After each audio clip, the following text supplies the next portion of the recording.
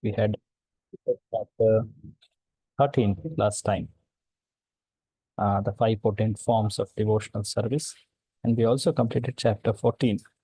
So today we are embarking on chapter 15, and Krishna willing, chapter 16 we may begin. But before we begin, let us offer Mangalasharana prayers.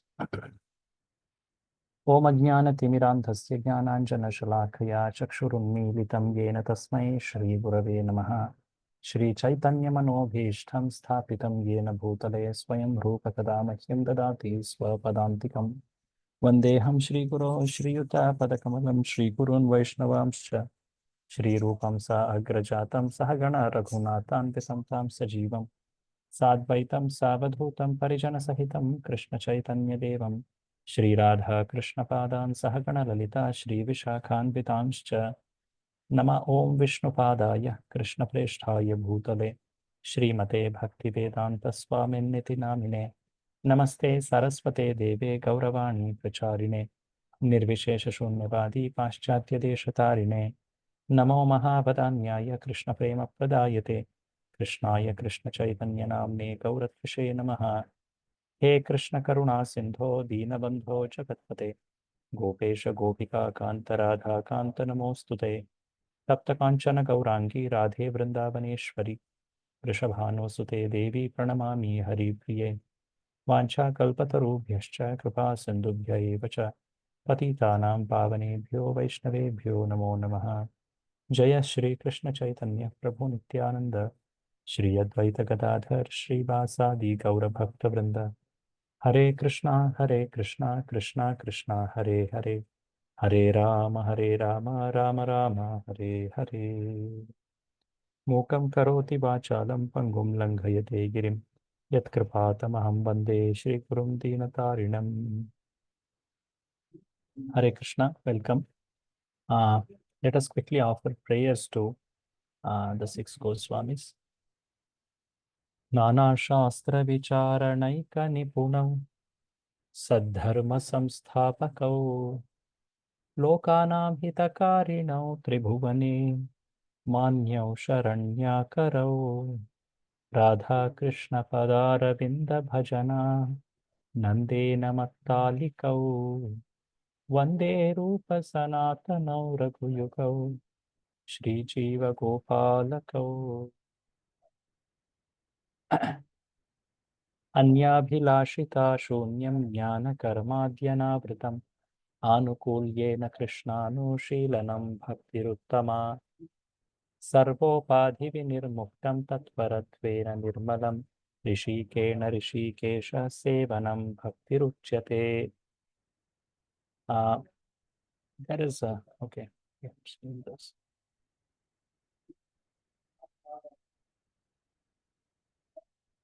One. I actually had missed out on one shloka for memorization, which comes in the discussion of out of the 5 potent forms, one of them is chanting the holy name. The verse which Bhakti Rasamrita Sindhu cites for explaining the glories of holy name is something which Prabhupada repeatedly quotes. It's a very famous shloka. We will see that today. We will memorize that. We will once recite it, and then from there we will take it ahead for further discussion. So total in this unit of Nectar of Devotion, you have 4 shlokas. We covered 3 of them. One was I had missed out. I am planning to, yeah. It's a very famous shloka. Srila Prabhupada quotes this often to show how chanting of holy name can be actually accessed by an attitude of service. Atah Shri Krishna Namadi. Kindly repeat. Atah Shri Krishna Namadi. Na bhaved grahyam indriyai. Na bhaved grahyam indriyai. Sevonmukhe hi jihvadau. Sevonmukhe hi jihvadau. Swayam eva spuratyada.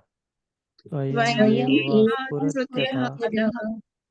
अतः श्रीकृष्णनामादि न भवेत् ग्राह्यमिन्द्रियैः अतः अतः श्रीकृष्णनामादि श्रीकृष्णनामादीनाववेत्ग्राह्यमिन्द्रियैः इन्द्रियैः सेवोन्मुखे हि जिह्वादौ स्वयमेव स्फुरत्यतः सेवोन्मुखे हि एवोन्मुखे हि जिह्वादौ जिह्वादौ स्वयम् स्वयम् एव एव स्फुरते अधः। स्फुरत्यतः। So the shloka says that Shri Krishna Nama Adi. Adi means Nama, Rupa, Guna, and Lila.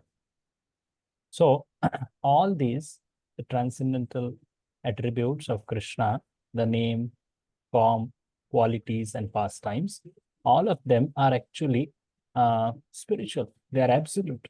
They cannot be experienced or approached or appreciated by our mundane senses. Na bhavet cannot happen. What? Grahyam indriyai. Our indriyas cannot experience them. Grahya. Indriyai. Indriyai means our conditioned senses, material senses. So, what will enable a person to actually experience these attributes of Krishna? Sevon mukha. Sevon mukhehi jihvadau. The actual word which Prabhupada would often quote for this is Sevon mukhe, that is an attitude of service. If one cultivates, with that attitude of service, one begins by tongue, jihva adav, by the tongue. Prabhupada would often quote that tongue is used to chant and eat. So one should chant holy names and one should eat Krishna prasadam. So that is the way by which one can begin spiritual life. Jihva adav, that's the beginning. And that's how one can, in fact, increasingly cultivate sevon mukha seva bhav, and that will reveal the spiritual attributes of Lord. Actually, to see how a conditioned soul can experience spiritual attributes of Krishna by material activities, like, say, talking about Krishna, serving Krishna by our senses. That is something which is a mercy of Krishna. Only when Krishna reveals himself to our material senses can we be able to know him. So he has given the method. That is, if one chants or hears about his attributes with the attitude of service, sevonmukhi, then one can be experiencing, one can actually understand spurati ataha. It actually dawns in the heart. So this is an important verse to memorize. I just thought to again bring that. I missed out on it, sorry. Let us once again recite. I will do it full shloka together. All of you can also do full shloka together afterwards. अतः श्रीकृष्णनामादि न भवेत् ग्राह्यमिन्द्रियै सेवोन्मुखे हि जिह्वादौ स्वयमेव स्फुरत्यदा अतः अतः श्रीकृष्णनामादि न श्रीकृष्णनामादि भवेत् न ग्राह्यम् भवेत् इन्द्रियः सेवोन्मुखे तवन्मुखे हि हि जिह्वादौ स्वयम् एव स्फुरते अधः। स्फुरत्यतः। Kindly read translation. Shall I read, Prabhuji? Yes. Because Krishna's form, qualities, pastime, etc. are all on the absolute platform, material senses cannot be therefore appreciate them. When a conditioned soul is awakened to Krishna consciousness and renders service by using his tongue to chant the Lord's holy name and taste the remnants of the Lord's food, the tongue is purified and one gradually comes to understand who Krishna really is. So this is Original from Padma Purana, quoted Chaitanya Charita. Yeah, it's quoted in Chaitanya Charitamrita. It's there in Bhakti Rasamrita Sindhu too. So last time we did discuss about this chapter, chapter number 13, 5 potent forms. Very, very important chapter for our practical devotional lifestyle. How one should, engage in these 5 potent forms in priority. There could be many types of devotional activities we may be engaged in, but one should never miss out on these 5 potent forms. What are they? साधु संग नाम कीर्तन, Hmm. Bhagavat Shravan, Mathura Vasa, Hmm. and DT DT worship. It Sri Murtira Shraddhaya Sevan. So the five potent forms, the description says that how these principles of these five limbs, they actually are very special because they can awaken bhava, sadhyam bhava janmane, can awaken dormant love to Krishna simply by little contact. Even sometimes it could be without faith, but the important thing is offenseless.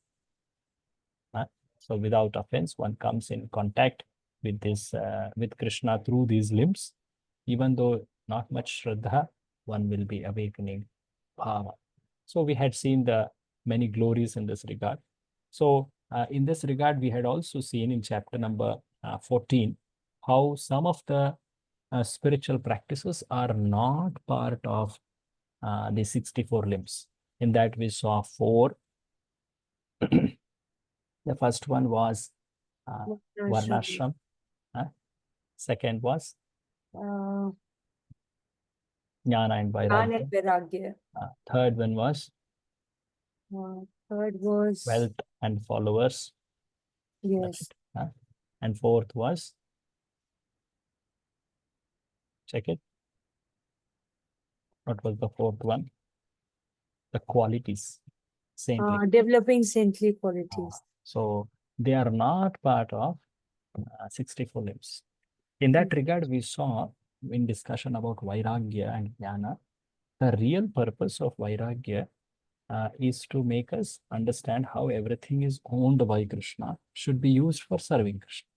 In this regard, Rupa Goswami defined this Yukta Vairagya. This shloka is important to memorize. So let us do it together. Anasaktasya vishayan yatharham upayunjatah nirbandha Krishna sambandhe yuktam vairagyamuchyate. अनासक्तस्य अनासक्तस्य विषयान् यथार्थम् यथाहरम् उपयुञ्जतः उपयुज्यतः निर्बन्धकृष्णसम्बन्धे कृष्णसम्बन्धे युक्तं युक्तं वैराग्यमुच्यते। वैराग्यमुच्यते.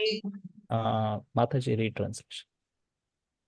When one is not attached to anything, but at the same time accept anything in relation to Krishna, one is rightly situated above possessiveness. Possessiveness.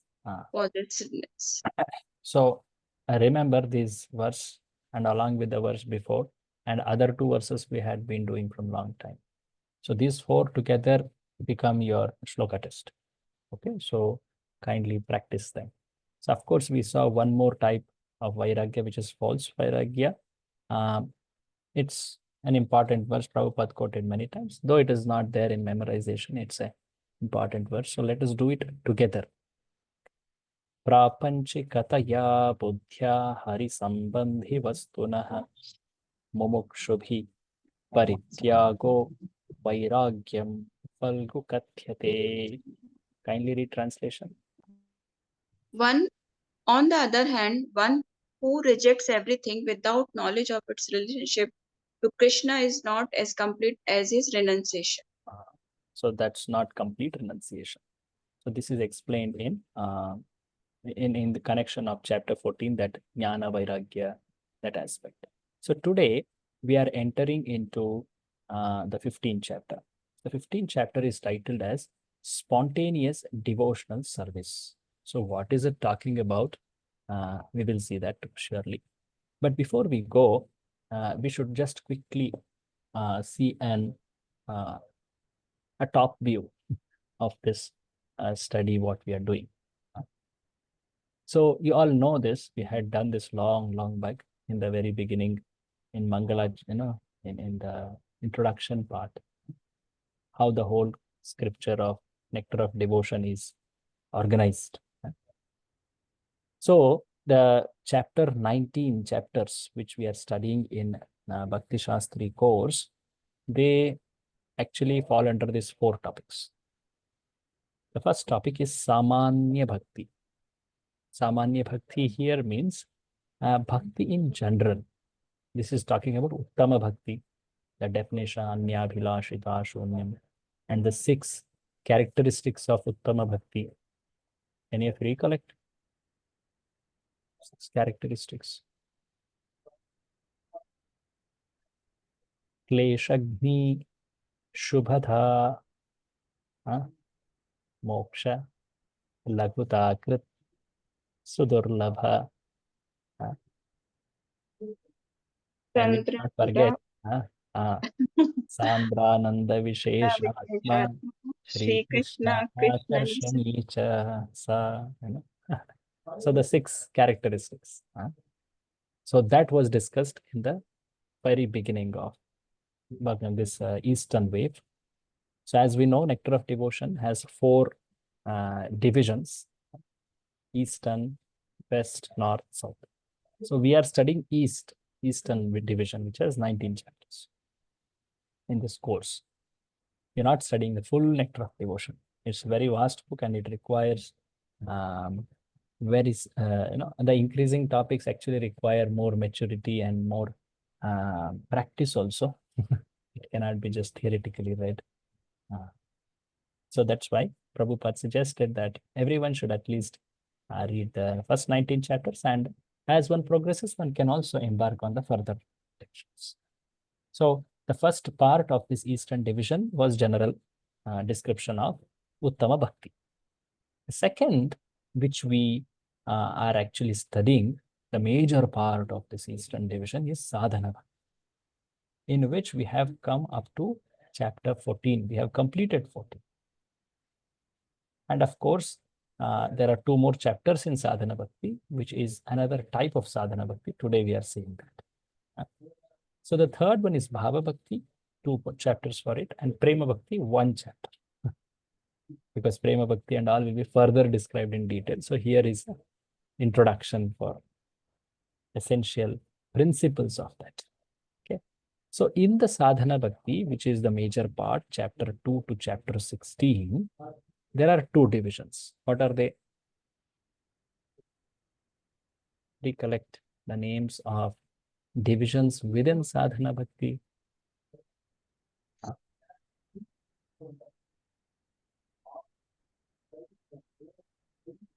Kindly do not discourage me.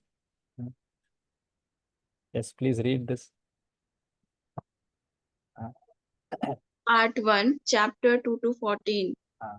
Vaidehi Sadhana Bhakti, following the rules and regulations. Yes. Part 2, Chapter 15 to 16, Raganuga Raga. Sadhana Bhakti, spontaneous devotional practice. So chapter 15 and 16. So today what we are starting is another type of Sadhana Bhakti, another part of it, Raganuga. So what is Raganuga Sadhana Bhakti? Before we go, we should just quickly refresh these definitions. Otherwise we will again get confused, because so much we have studied the principles, the Sadhana Bhakti and all. We should not mistaken one type of Bhakti to the other.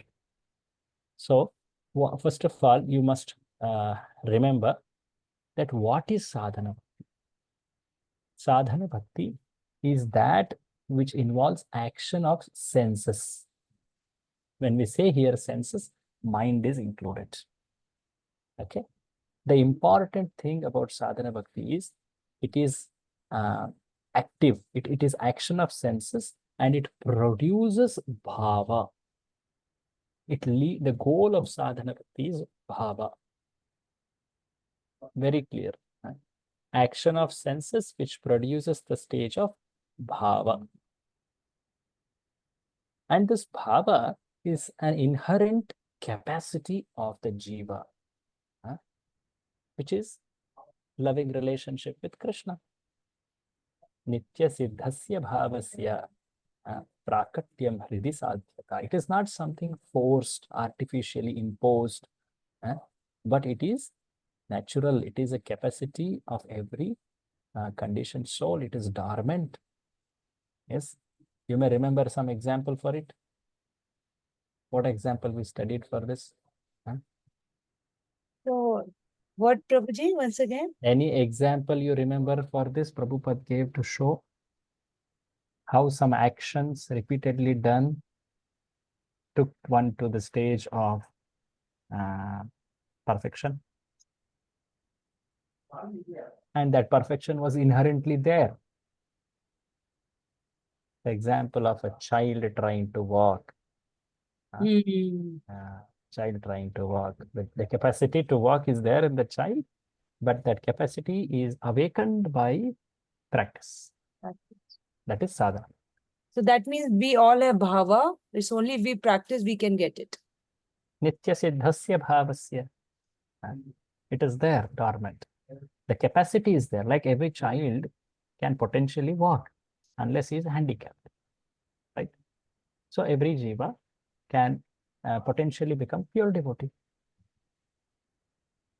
Okay, like that. So the two parts in sadhana bhakti, first is called Vaidhi, second is called Raga Nuga. So we had defined Vaidhi sadhana bhakti. What was it? Why this sadhana bhakti? The word itself says Vaidhi, Vidhi. Yes. Huh? Yes. What is that? There are rules and regulations in the. They are following the rules and regulation according to Shastra, but they are not attached to that. To what? Attached to what? Like they don't have love for Ah. Krishna. Ah. They are doing the service, like DD service, everything they are doing, but they are not in the loving service of the Krishna. Okay, very good. Read this translation. You're right. When there is no attachment or no spontaneous loving servings to the Lord, and one is inclined to the service of the Lord simply out of obedience to the order of the spiritual master or in pure Pursuing. sense of Ah. the scriptures. Such obligatory service is called Vedai Bhakti. So Prabhupada had defined this is Prabhupada's words only. The important thing to note is Shastras, scriptures. Shasane naiva shastrasya sa vaidhi bhakti ruchyate. So Like- the Guru also is repeating Shastra only. So in one sense, it is actually Shastra, which is the impetus for Vaidhi Bhakti. Where are the methods and rules and regulations described? Shastra. Just like Prabhuji in Bhagavad Gita, like Sakam Karma is described, like you are doing as per the injunctions of Vedic scriptures, but there is no bhava or there is no intention to please the God. It's only like I have to do it, so I'm doing it because that's what Shastra said. Is it similar to that, Prabhuji? I would not bring that parallel here because even in the Okay. advanced stage of Karma Yoga, there is no relationship with Krishna yet until one reaches Prem, Bhakti Yoga.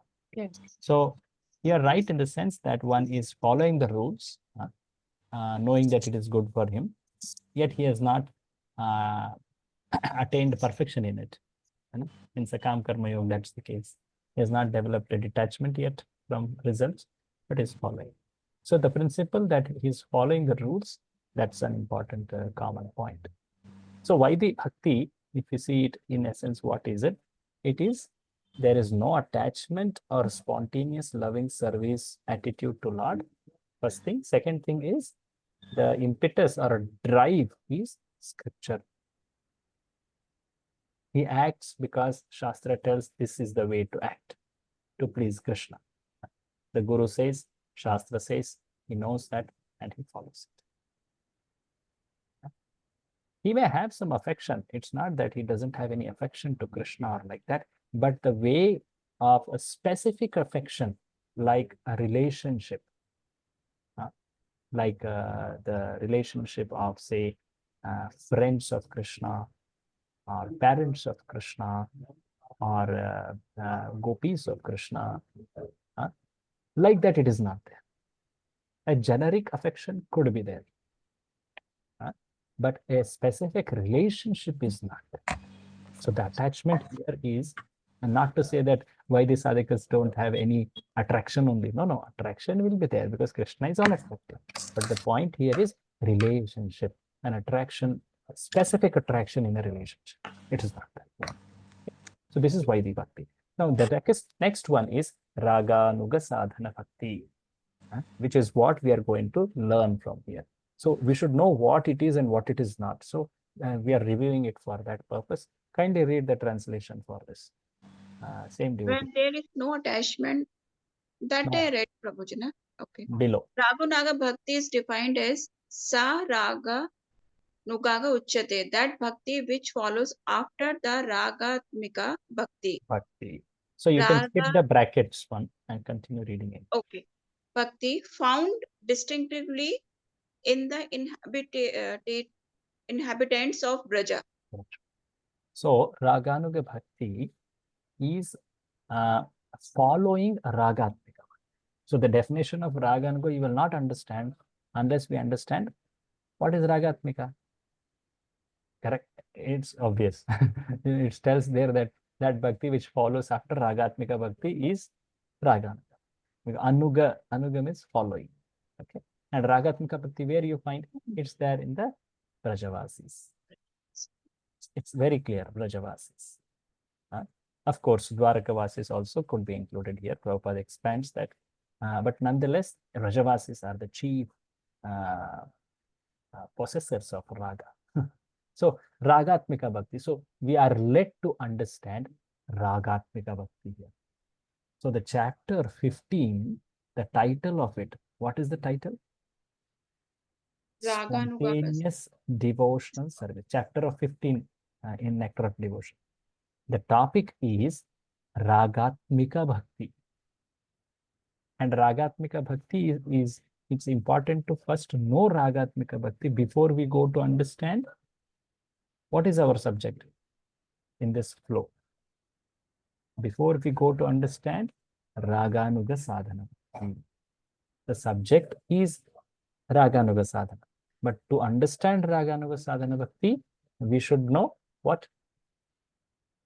What is Raga? What is Ragatmika? Because Ragatmika was defined earlier. Okay. Can you read only the English here? Raga is defined as No, before, ahead one. In Oh, order to define. type of bhakti and impetus. Vedai sadhana bhakti come from scriptures. No. And Kindly read the top one. In order to define. Oh, sorry, Prabhu. In order to define Raganuga Bhakti, first Ragatmika Bhakti should be discussed. So Raga, first Ragatmika is discussed. Raga is defined as spontaneous deep thirst for the object of love. Bhakti that is impelled exclusively by such a thirst is called Ragatmika Bhakti. So there is a deep thirst. Thirst here, the word used is tanmayi. A thirst, what it indicates is also absorption. Absorption, very strong absorption. It is not just a remembrance or attraction in the morning and in the day we forget. That's the case with sadhakas like us. But here there is deep absorption, and that is very spontaneous also. And such type of bhaktas are called Ragatmika bhaktas. If we have to just put it together in simple words, in Vaidhi Sadhana Bhakti, what drives a person is scripture, or impetus is scripture. In Raganuga Sadhana Bhakti, what drives a person is the greed or the desire, deep desire to follow Brajavasis, because they are Ragatmika Bhaktis. Raganuga Sadhakas, they are very inspired, deeply inspired by the love of Ragatmika Bhaktis. And what is the nature of Ragatmika Bhakti? What is the impetus or drive? Can you read? What is the drive or impetus for Ragatmika Bhakti? Raganuga Sadhana Bhakti, greed to follow Brajvasis. And Next. Ragatmika Bhakti, spontaneous deep thirst to please Krishna. Spontaneous deep thirst to please Krishna. So, the chapter number 15 is talking about Ragatmika Bhakti, and the few discussion will lead us to understand Raganuga Bhakti. I again ask, what is Ragatmika? Thirst to Follow the Brajvasis. No. No? deep thirst for Krishna. They are spontaneously attracted to Krishna. They are Ragatmika. devotees. They are driven by their spontaneous affection, that relationship of affection, and deep thirst to please Krishna. Each of those rasas, the 4 rasas above, what are they? Sakhya, no, Dasya, Dasya, Sakhya, Vatsalya, Madhurya. All 4 of them, they are having spontaneous, deep thirst to please Krishna. So when we say thirst, actually it is indicative of Vrindavan. There we see such deep urge to please Krishna, the deep drive to please Krishna. And Raganuga means? Spontaneous deep thirst to please Krishna. No. No. Agree to follow Oh, this. this- God is not follow clearly. follow Yeah. the Brajvasi. ऐसा और- कहते हैं कि रामायण कहने बाद क्या कहे राम और No. Sita. I am getting Yeah, repeatedly discouraged today. I don't know why. If it's the case, I don't know. Anuga Okay. Prabhu ji the followers na. मतलब we follow the who is doing the love for the Krishna. So we follow those who are having the deep thirst to please. That's Anuga. The word Anuga. Anuga, like Prabhupada Anuga, Rupa Anuga, we say, no? We are followers, Anuga, Anugaman. So that word should be guiding so that we understand the meaning of it. Okay, so let's see chapter 15. So Prabhupada starts directly on what are the examples and he starts defining. So please remember, spontaneous devotional service, the chapter of 15 is talking about which type of bhakti? Raga, Ragatmika. Ragat. Raganuguna, Ragatmika. Ragatmika. Okay. Now, okay, I'll tell about it little as we read it. Read this. Anyone else would like to take reading? Hare Krishna Guruji. Read. Yes, please. Examples. Examples of spontaneous devotional service can be easily seen in Krishna's direct associates in Vrindavana. The spontaneous dealings of the residents of Vrindavana in relationship with Krishna are called Ragatmika. These beings don't have to learn anything about devotional service. They are already perfect in all regulative principles and have achieved the spontaneous loving service of the Supreme Personality of Godhead. So now I would like to say this thing. There is an error in the book using Ragatmika and Ragamika. It was there. In my book also it is there. Okay. But in later editions, it was corrected. So please check in your book, what is this written as? Raga Anugaga. Raga. Change it into Raga. Okay. Okay. There is a mistake. It wasn't wrong technically, Prabhuji. Yeah, sometimes it could happen. But actually, they have changed it. In the later versions of Folio, it is changed. I believe in the later versions of Nectar of Devotion book also, it might be changed. I cross-checked it with many senior devotees and they told, yeah, in this chapter, some places Raganuga is placed. We bought the book last year, Prabhuji. Yeah, it might not have been changed. They told that it's not changed. We have put that proposal, but no, we don't know that. But after cross-checking with many teachers, I found that it is Ragatmika only. And in Folio, you can clearly see it. I have not edited anything there. Okay, so please make this change in your book. It is Ragatmika. Okay. So one whose Atma, the soul of them is Raga. Raga means attraction, deep, spontaneous attraction. Ragatmika. So Prabhupada says, these beings don't have to learn anything about devotions. They are like Nitya Siddhas. When did they awaken this love? They are Nitya. You don't bring in the time parameter to analyze there. They are already perfect in all regulative principles and have achieved the spontaneous loving service. And Prabhupada gives some examples here. The cowherd boys, they are spontaneous Ragatmika bhaktas. Similarly, the parents, Nanda, Yashoda, the parental gopis, gopas, Dwaraka, the parental rasa devotees. And of course, gopis, of Vrindavan and the queens of Dwarka, like that.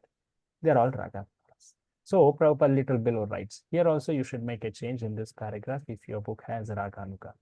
Sri Rupa Goswami has defined, read this. Sri Rupa Goswami has defined Ragatmika Bhakti as spontaneous attraction for something while completely absorbed in thoughts of it, with an intense desire of love. Continue reading fully. Devotional service. Devotional service executed with such feelings of spontaneous love is called Ragatmika Bhakti. Devotional service under the heading of Ragatmika can be further divided into two categories. One category is called sensual attraction and the other is called relationship. So here, see, we should understand that Prabhupada is actually writing for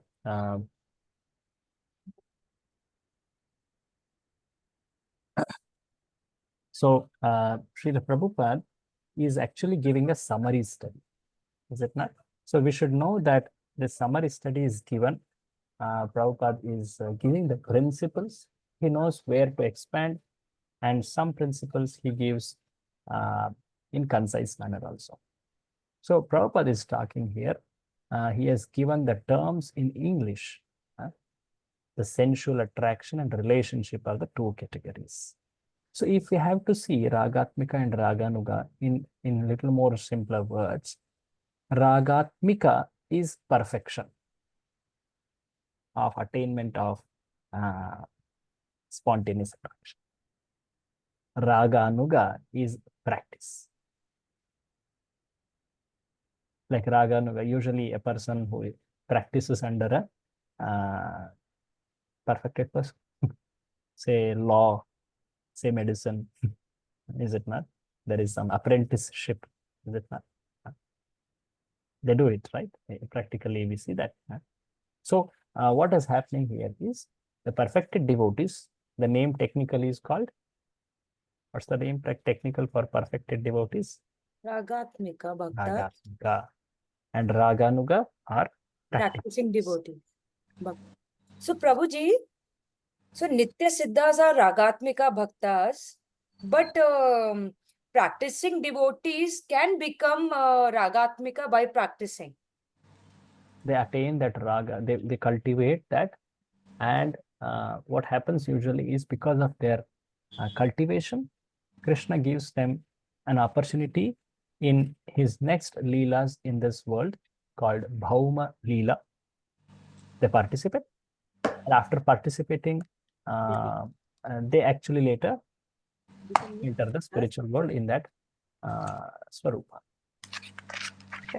So in the that's last leela, there were a lot of practicing bhaktas also. Like some gopis were Nitya Siddhas yes, and some. this is there, correct.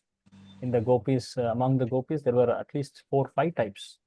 Nitya Siddha gopis, Rishichari gopis, Devakanya gopis, Shrutichari gopis, like that. So Devakanya gopis, some of them from heavens they had come. Apsaras. Some Rishichari gopis, the sages from the Leela, Dandakaranya Leela. There were some Shrutichari gopis, the personified Vedas. They were also having this. So there were many of that Raganuga, channel. Yes. So here is again it is listed very clearly. The devotee performs sadhana with aspiration to attain the mood of a specific perfect devotee. This is Raganuga.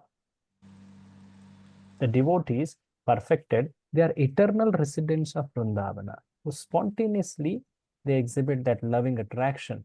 They serve Krishna in that loving attraction in a specific relationship. There is specific relationship.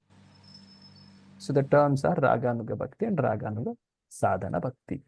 So now the terms which Prabhupada used later, the two categories of Ragatmika Bhakti. Okay, what are they? The names are technically Kama Rupa, which is sensual attraction, and Sambandha Rupa, which is relationship. Now, why is this more told like this? That's something we should know. Can you read something before this in 2 paragraphs? Amataji was reading. Each Ragatmika has a Each Ragatmika has a particular spontaneous mode of obsession with pleasing Krishna, either in servitude, friendship, parenthood, and consent. So the four rasas, they actually make up the Ragatmika, right? In the four rasas, Madhurya is considered as one category, Kama Rupa, Ragatmika, Bhakti. Which rasa is here? Madhurya, conjugal love. And Dasya, Sakhya, Vatsalya. They are placed under Sambandha Rupa, Ragatmika, Bhakti. That is relationship. So Prabhupada has used English terms, and one should not mistaken them to be a material meanings, like when it's told sensual attraction, what it means. It is actually meaning Kamarupa Ragatmika Bhakti, which is exhibited by gopis. Now, why the word Kama is used? Why Madhurya is kept separate from other rasas? That's a question to understand. Because Madhurya rasa is the chief of all other rasas. It's the chief. To show its special position, it is categorized only separately. And the other three rasas are placed under Sambandha Rupa. You should have noted by now, one of the five rasas is not there. Which is that? Antarasa. Antarasa. Why? Because that's not Ragatmika. No? Why? Because Specific relationship. Prabhu. Very good. They don't have a relationship. There is only adoration, deep awe, reverence, Shanta. That's found in Vaikuntha mode. So the four higher rasas, which Chaitanya Mahaprabhu gave access to, Chari rasa, Aswadane, like that there are verses. So that is actually comprising Raga, Nuga, and Ragatmika. All those terminologies come from those four higher rasas. Okay, so now Prabhupada will describe each of this. What are the two types? Kamarupa, Sambandharupa. Kamarupa, Ragatmika, Sadhana Bhakti, and Sambandharupa, Ragatmika, Sadhana Bhakti.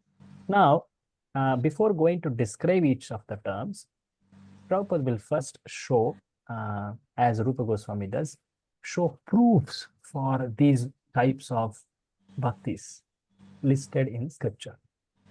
So he quotes from a very famous verse of Srimad Bhagavatam spoken by Narada to Yudhishthira. The shloka says, maybe we can see the shloka itself directly. Yes, you might have been familiar.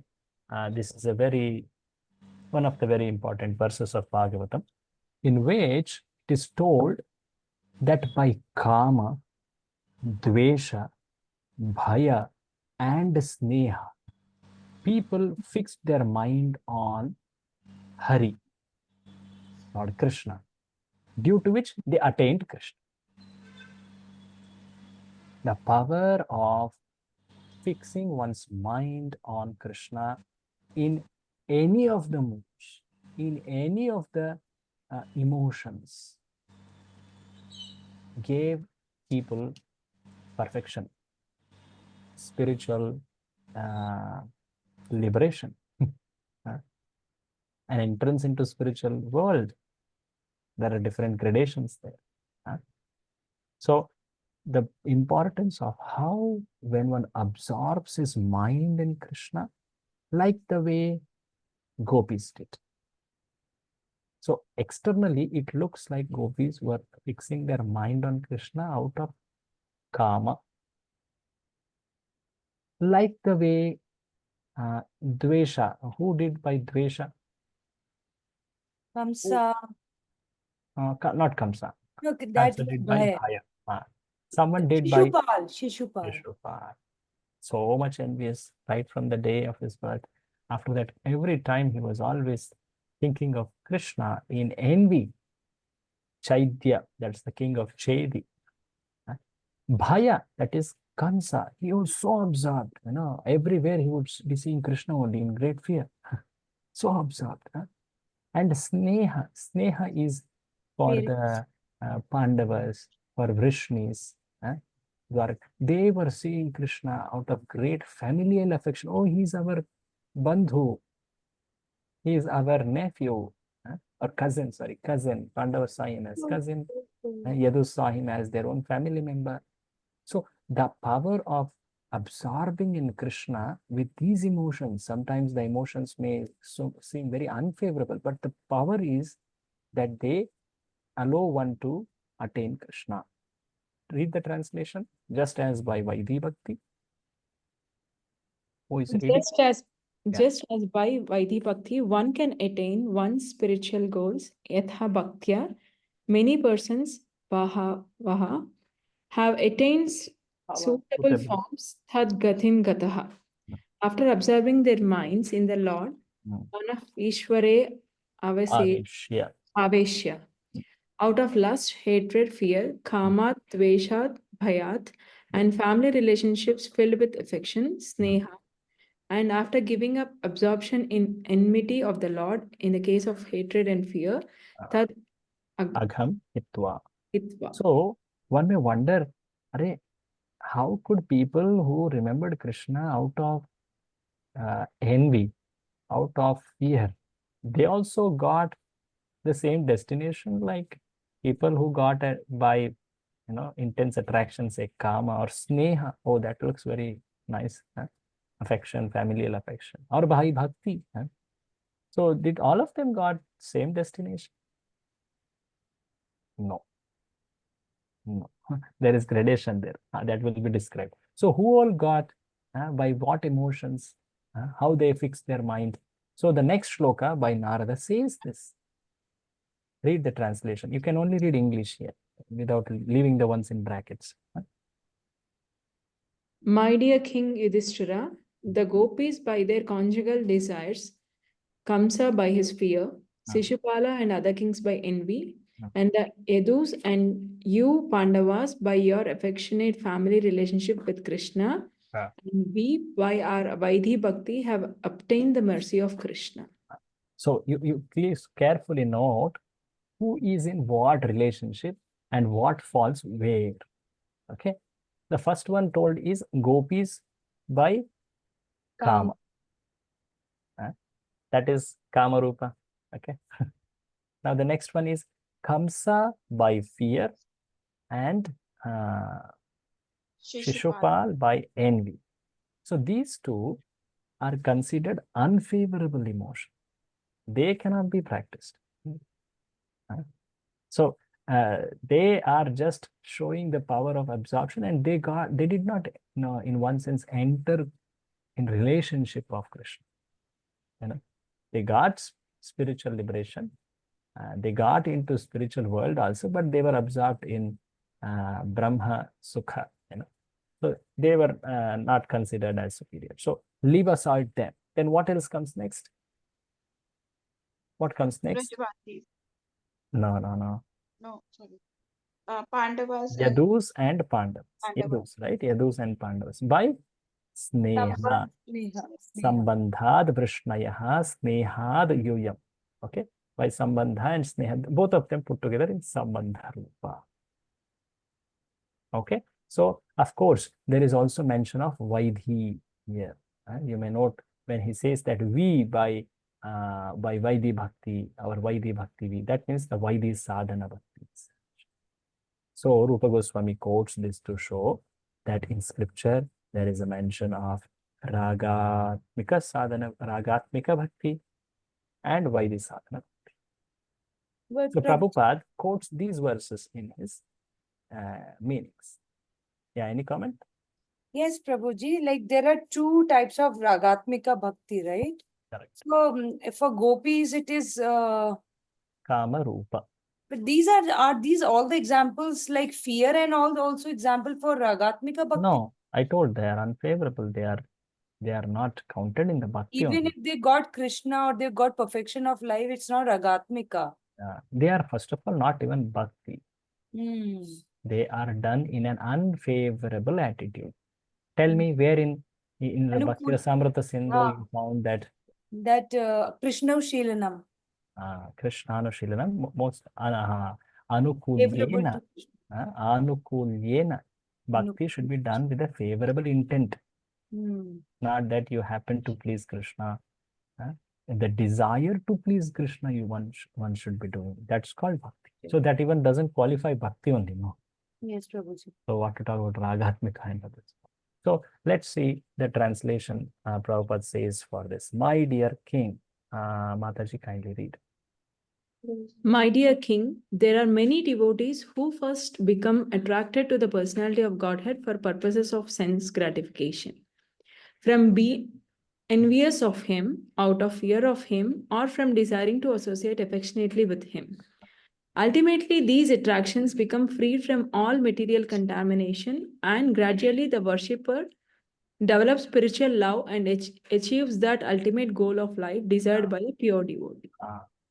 So Prabhupada little below, he in fact mentions that all of them, So gopis, you read this, maybe it's better to read. The gopis may be considered to be examples of spontaneous love in sensual attraction. The gopis are young girls and the Krishna is a young boy. Superficially, it seems that the gopis are attracted to Krishna on grounds of sex. Similarly, King Kamsa was attracted to Krishna because of fear. Kamsa was always fearful of Krishna because it had been foretold that his sister's son, Krishna, would kill him. Shishupala was also always envious of Krishna. And the descendants of kings Edu, due to their family relationship with Krishna, were always thinking of Krishna as one of their members. All of these different kinds of devotees have a spontaneous attraction for Krishna in different categories, and they achieve the same desired goal of life. So Prabhupada practically translated the other shloka. Now you see how he places all those, which we just now were analyzing just before. The attraction of gopis. The attraction of the gopis for Krishna and the affection of the members of the Edu dynasty are both accepted as spontaneous or ragatmika. The attraction of Kamsa to Krishna in fear and the attraction of Shishupala in envy are not accepted as devotional service. However, because their attitude are not favorable. Their attitudes are not favorable, so that's why they're not even considered bhakti. So Prabhupada tells that bhakti in general only should be executed in a favorable frame of mind, but nonetheless, because the power of absorbing in Krishna, be it in whatever mood, has such great result.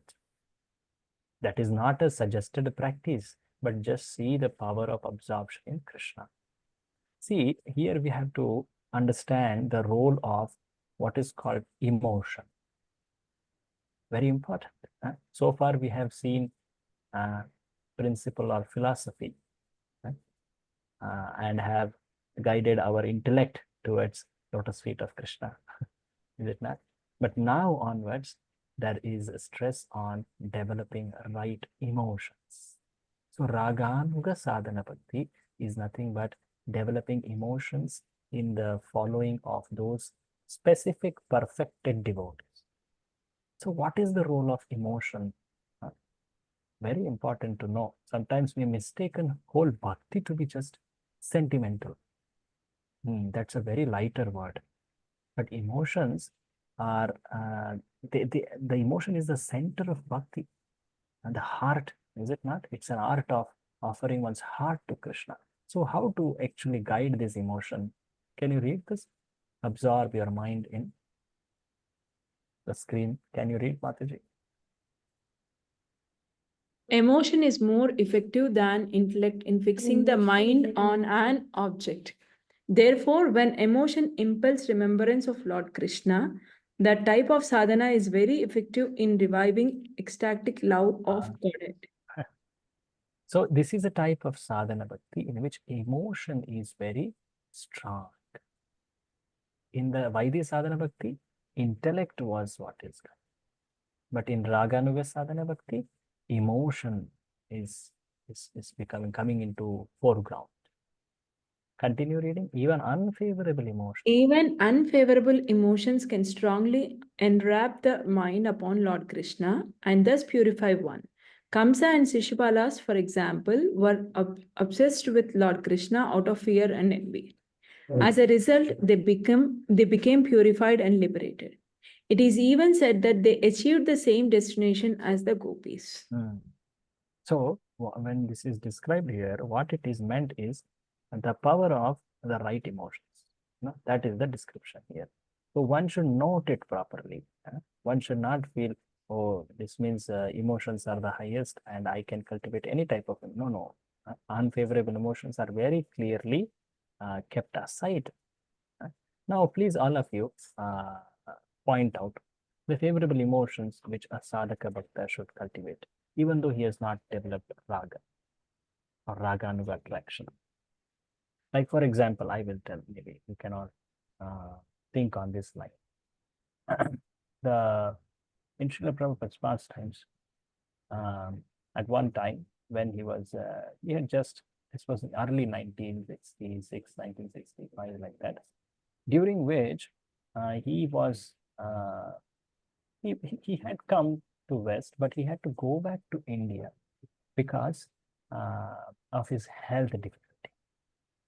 You may remember that he got stroke, he got heart attack again, and he was admitted to hospital, and Prabhupada felt that I should go back to India to recover my health. So that's when he decides to go back. And when he's going back, there was an amazing feeling among all devotees. They felt that as if their whole devotional service will come to an end. They had such deep emotion towards the person Prabhupada. One Mataji, she felt that I can't let you go, Prabhupada. She, in fact, snatched the ticket from Prabhupada's hand. I will not let you go. I will not let you go. Just see this. See, they are very new. They have understood philosophy, whatever they can, but they have developed this strong emotional bond with Prabhupada. And due to which Prabhupada tells them, actually, you're all my daughters and sons, and I will always be thinking about you. I am praying to Krishna to come back soon. And when we are chanting Hare Krishna, whether you are here chanting Hare Krishna and I am chanting Hare Krishna in the country, India, we are all together. Prabhupada says like this, and they feel, oh, wonderful. Swamiji is telling us. And they were just waiting. Another instance is when Prabhupada was in hospital just a few weeks before this. The whole night they were doing kirtan. Oh, Krishna, kindly give Srila Prabhupada more opportunity to serve his Guru Maharaj. Like that they had prayer. So they were having that obedience to Shastra. But most important thing was guiding was emotion. So they had placed their emotions on the right person.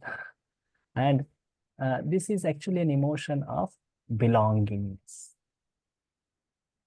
emotion of dependence, which are very, very powerful in sadhaka bhakti. Sadhana bhakti itself, one can see the power of these emotions. Can anyone give any other emotion which can be very, very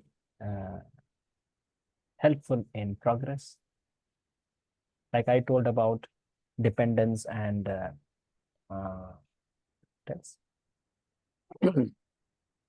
belongingness.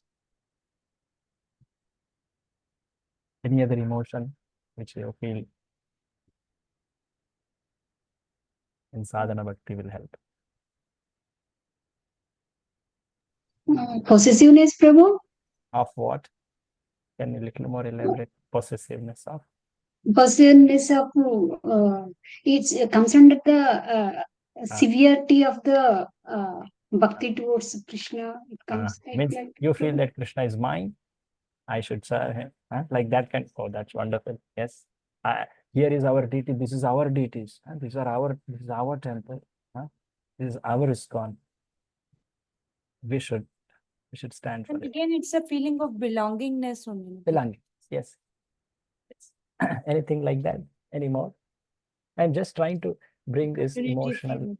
the principle of emotion, very applicable even in sadhana. But why? Because we have to cultivate the muscle of emotion, because now we are going to see the power of the proper emotions, and those emotions blossom into the highest emotion of love.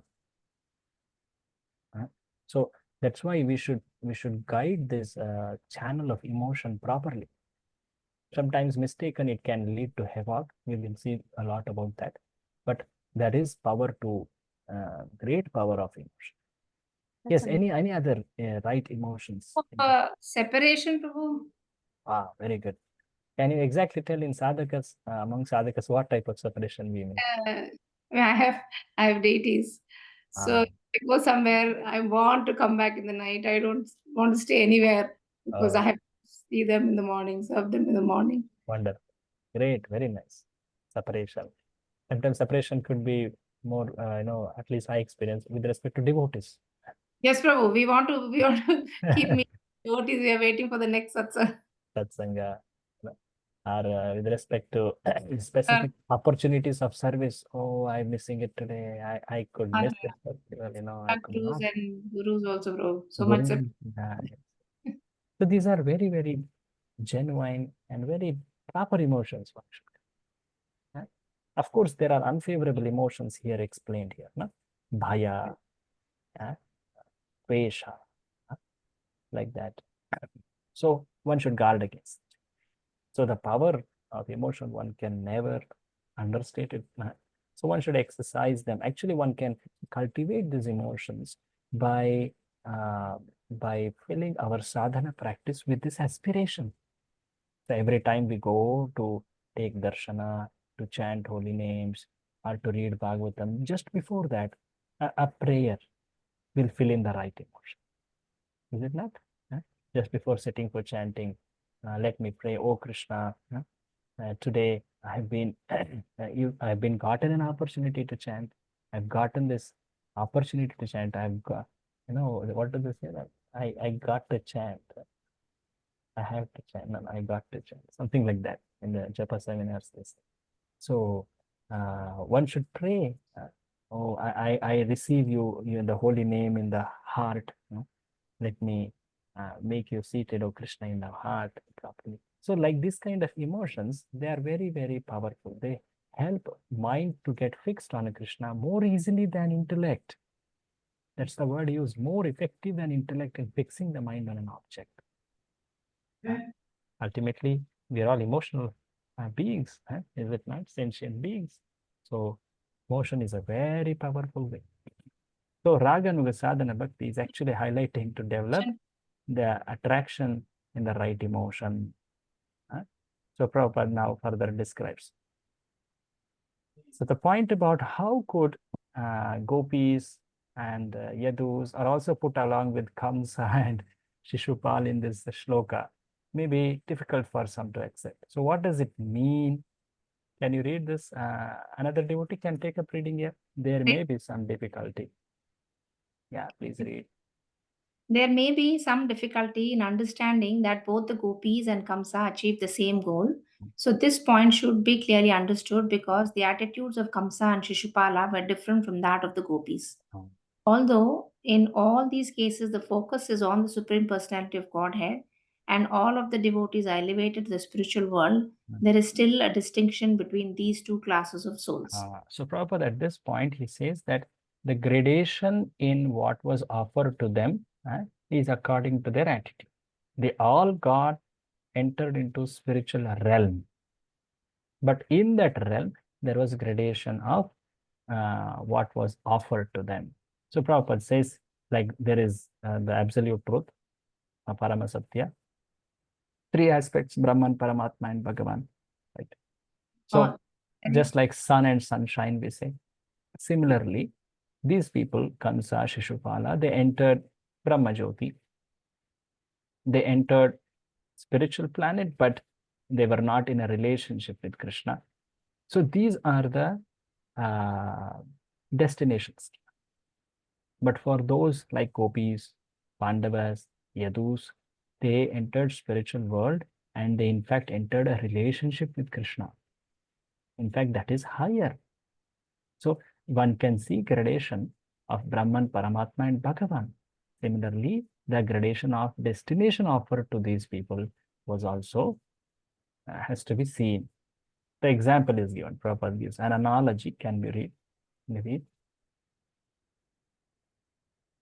An analogy can be given with the sun globe and the sunshine.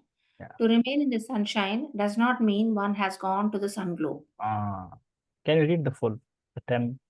The temperature of the sun globe is different from the temperature of the sunshine. One who has gone through the sunshine in jet planes or in spaceships has not necessarily gone to the sun globe. All the sunshine and sun globe are actually one and the same. Still a distinction, for one is the energy and one is the energetic source. Yes. The absolute truth and his bodily effulgence are in the same way simultaneously one and different. Kamsa and Shishupala attained to the absolute truth, but they were not allowed to enter into Gopa Navana board. So just note this, Prabhupada pointed out. So impersonalists and the enemies. And enemies of the Lord are, because of attraction to God, allowed to enter into his kingdom, but they are not allowed to enter into the Vaikuntha planets or the Golok of Vrindavana planet of the Supreme Lord. To enter the kingdom and to enter the king's palace are not the same thing. Yes. So it was mercy of Krishna that he gave them the liberation, because liberation is no small thing, is it not? It takes lifetimes of so many spiritual practices to attain just liberation. But that was very easily given by Krishna just by their effort of putting their mind on Krishna, even though unfavorable way. But gaining entry into the Vrindavana abode in relationship to Krishna, that was only to those devotees, Ragatmika devotees. So Prabhupada a little below writes about the impersonalist philosophers, how they are enemies. The impersonalist philosophers. The impersonalist philosophers are in one sense like the enemies of the Lord, because out and out enemies of the Lord and the impersonalists are both allowed to enter only into the impersonal effulgence of the Brahmajyoti. Wow. So it is to be understood that they are of similar classification. And actually, the impersonalists are enemies of God because they cannot tolerate the unparalleled opulence of the Lord. They try always to place themselves on the same level with the Lord. So the impersonalists, the Advaitins, they get to attain what the Asuras are attaining, who are killed by Krishna. So Chaitanya Mahaprabhu often told this, Mayavadi Krishna Paradhi. One should not hear from Mayavada Bhashya, because that actually brings in envy towards Krishna. It steals away one's service attitude. So Lord was kind that he gave them liberation, a place in impersonal Brahmajyoti, but that's far inferior compared to the personal liberation, entrance into spiritual world, and especially into a relationship. So in Bhagavad Gita, sometimes it's mentioned that some jnanis, after many, many births, they surrender to Krishna. That's when they get actually elevated to a place of relationship, say Vaikuntha or any higher place also. But usually the impersonalists or jnanis, they don't enter the spiritual world. So Prabhu, the Asuras and impersonators are going to the same place. Does that imply that they have the same, like, the power with each other, like Asuras and impersonalist?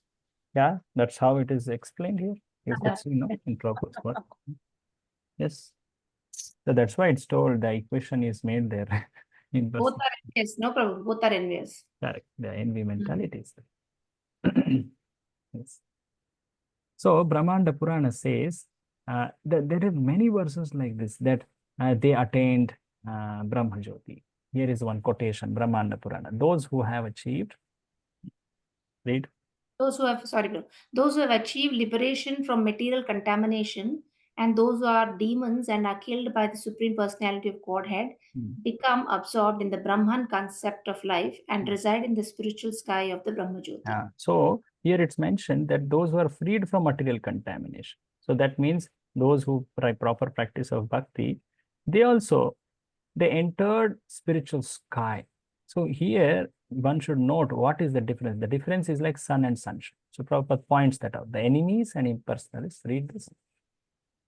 The enemies and the impersonalists may be allowed to enter into this Brahman effulgence, but the devotees of Krishna are promoted all the way to the spiritual planets. Mm, Because the pure devotees have developed their spontaneous love for the Supreme Personality of Godhead, mm, allowed to enter the spiritual planets to enjoy spiritual bliss in association with the Supreme Personality of Godhead. correct. So one should make that note that pure devotees, they enter the spiritual planets and especially a relationship with Krishna. It's far, far higher than liberation. So similarly, in Bhagavatam, when very important chapter comes in a 10th canto, philosophically, it's one of the most significant chapters, prayers by personified Vedas. Vedas. Huh? Yes. So there the Vedas themselves speak. The most authoritative here is, read this, my dear Lord. My dear Lord, yogis meditate upon your localized feature and thus they achieve the spiritual perfection of being merged in the impersonal Brahmajyoti. Mm. To treat you as an enemy achieve the same perfection without meditating. The gopis who are embraced by your serpentine arms and who have such lusty attitudes also achieve the same perfection. And as far as we are concerned, being different demigods in charge of different parts of Vedic knowledge, we are always following in the footsteps of the gopis. Thus, we hope to attain the same perfection. So, one may say, Arey, everywhere same perfection is put. The same perfection means Asuras also went there, Gopis also went there. We also want to go there. What does this mean? So Prabhupada says, by the same perfection, we should remember the example of sun and sunshine. But the other analogy of kingdom and the palace is also nice. That's also nice. Correct. That's also nice. It's more, we have that experience. Yes. Using the term perfection for all, right, bro? Perfect means all of them attain spiritual realm. You know, They never got come out. back. They don't come back. Yes, they don't come back. So Prabhupada further says the lusty attitude spoken. Actually, the Vedas, the personified Vedas, they are raganuga sadhakas. You know how? What, Prabhuji? Vedas? The personified Vedas, they What? are following raganuga sadhana bhakti. How? Because the aim of Footsteps. Vedas is to Because they very clearly say, as far as we are concerned, being different demigods of different parts of Vedic knowledge, we are following in footsteps of gopis. what, where? And as far as you're concerned, being different It's there in the verses translation only. I have highlighted here. We are always following in the footsteps of gopis. We hope to attain the same perfection. So that shows now that they are following a ragatmika bhakta like gopi. Gopis are the highest in fact. So they actually became what is called as Shruti Chari Gopis. They entered Rasa Leela. One type of gopis who got association of Krishna in Rasa Leela. Shruti Chari Gopis. So lusty attitude, what does this mean? Read it. The lusty attitude of gopis. The lusty attitude of gopis does not refer to any sort of sex indulgence. Srila Rupa Goswami explains that this lusty desire refers to the devotee's particular attitude of association with Krishna. See, actually the word lust is used to show the intensity of attraction. The relationship's intensity. Actually, conditioned soul don't have any experience of such intensity than lust. And that parallel is put by Rupa Goswami. Kama Rupa. Actually, it is externally told as Kama, but actually it is Prema. Okay, but to make us understand the intensity, so Prabhupada writes here, the lust is the devotees, continue. Devotees' excessive desire to serve the Lord in a particular capacity. Such a desire may seem to be a desire for enjoying the Lord, but actually the endeavor is to serve the Lord in that capacity. So externally it may appear that they are enjoying the Lord, but no, they are so intensely desiring to please Krishna. Sometimes their words may direct like that, but one should understand by proper, one should make the conclusions by seeing other verses or words of them and seeing their attitude and actions in more entirety, one can see that their intention is to only please Krishna. Only please Krishna. Like a simple example, you may remember in the pastime of a demon was guarding the tal fruits at Leela. Before that Yes, Leela Master. happens, you may know that all the Gopas, they were telling, oh Krishna, here is a tal fruits orchard. Huh? We desire to eat it. Yes. They say that we want it, right? Why do they say that? Are they so selfish? Are they wanting to enjoy themselves? Why? Because they know if they say that we want it to be given to you, Krishna will not take it. So if Krishna sees that, oh, they want it, so Krishna also wants to please his devotee. Oh, my devotees, so I will do that. Mm. But actually their desire was to please Krishna, It's Krishna. offer Krishna. So the endeavor of gopis was to only serve Lord. But externally the form, the activity looked like calm. So now we are entering categories of Ragatmika Bhakti. So Ragatmika Bhakti, someone please quickly say again, what does it mean? Yes, please say again. Has to please Krishna or to love Krishna is the Raganatmaka. Spontaneous love for Krishna or to please A Krishna. deep thirst or absorption in Krishna to please Krishna. Very right. Ragatmika. And Raganuga means what? Following the devotees who is pleasing the Krishna. Following the devotee, that is specifically Ragatmika devotee, right? Such a quality of Developing the mood of a Ragatmika. yes, following the footsteps of Ragatmika. Yes. It's like, there is a word Prabhupada uses later. It's called covetousness. Covet. Covet means you basically want to have what they have. So Raganuga Bhaktas, they want to have what they have. They are very much wanting it. They like it. Their only goal is to get it. Because they have heard about, they have appreciated, they have served them, they have developed intense desire to attain. And in fact, in the eternal Swarupa which they will attain, they will become assistants to such perfected devotees. Like that. So now we are entering into Kama Rupa Ragatmika Bhakti. Prabhupada terms it sensual attraction. Kama Rupa Ragatmika. Read it. This extreme desire. Extreme desire to serve the Lord is manifest in the transcendental land of Raja. And it is specifically manifested among the gopis. The gopis' love for Krishna is so elevated that for our understanding, it is sometimes explained as being lusty desire. So for our understanding, Prabhupada very clearly puts it. So in Sri Chaitanya Charitamrita, Krishnadas Kaviraj Goswami makes a very clear distinction between what is lust and what is love. What is kama and what is prema. That is quoted here. Read it. Lusty desire refers to the desire to gratify one's personal senses, and transcendental desire refers to the desire for serving the senses of the Lord. Krishnendriya Priti Vancha Dhare Premanam Atmendriya Priti Ichha Tare Bole Kam. Yes. Krishnadas Kaviraj. So when we want to please our own senses, it's called kama. When we want to please Krishna's senses, it's called prema. So what were gopis trying to do? They were wanting to please Krishna. And can you read ahead, which is also not highlighted? In the material world, there is no such thing as a lover's wanting to please the senses of his beloved. Actually, in the material world, everyone wants mainly to gratify his own personal senses.